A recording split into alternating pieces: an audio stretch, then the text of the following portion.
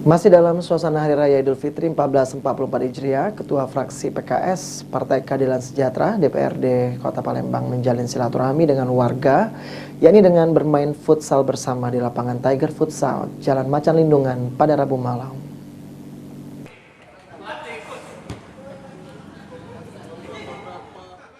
Di lapangan Tiger Futsal yang berada di Jalan Macan Lindungan, Ketua Fraksi PKS Partai Keadilan Sejahtera Dewan Perwakilan Rakyat Daerah DPRD Palembang main futsal bersama warga pada Rabu malam 26 April 2023.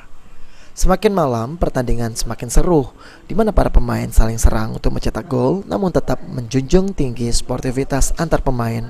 Para pemain sendiri dari berbagai macam kalangan, yakni mulai remaja, masjid, serta masyarakat sekitar di wilayah Gandus dan Ilir Barat 1.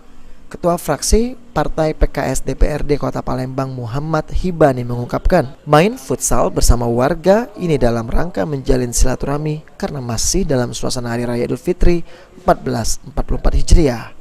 Kegiatan futsal ini juga akan menjadi agenda rutin untuk bersilaturahmi bersama warga, tidak hanya di wilayah Gandus, tetapi warga di wilayah lainnya yang akan dilibatkan bersama. Selain itu, main futsal ini salah satunya juga untuk menjaga kesehatan, mengingat saat lebaran banyak makanan yang mengandung kolesterol, sehingga lemak tersebut bisa dibakar dengan olahraga bersama main futsal, sehingga pasca lebaran bisa beraktivitas kembali dalam keadaan sehat walafiat.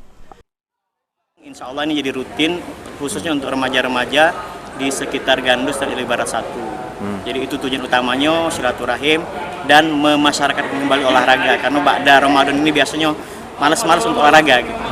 Ini bakal rutin nanti gitu? Insya Allah kita rutinkan di Tiger Futsal di Macan Lindungan ini, karena antusiasmenya luar biasa, terutama dari remaja-remaja masjid dan remaja-remaja di sekitar Gandus dan juga Ilir Barat 1. Oke, kedepannya gimana Kak? Harapannya ke depan? Ya kedepannya begini ya, karena memang anak-anak remaja dan pemuda ini kan semangatnya tinggi ya. Kalau disalurkan dengan olahraga, disalurkan dengan kegiatan-kegiatan positif, insya Allah bagus. Dibandingkan mereka kalau kosong, yang mungkin khawatirnya malah ikut hal-hal yang negatif. Jadi kita mengarahkan semangat pemuda itu ke arah yang positif, yaitu olahraga ini. Mudah-mudahan siapa tahu bisa jadi berprestasi, selain hobi bisa jadi prestasi juga. Abidin Riwanto, PAL TV.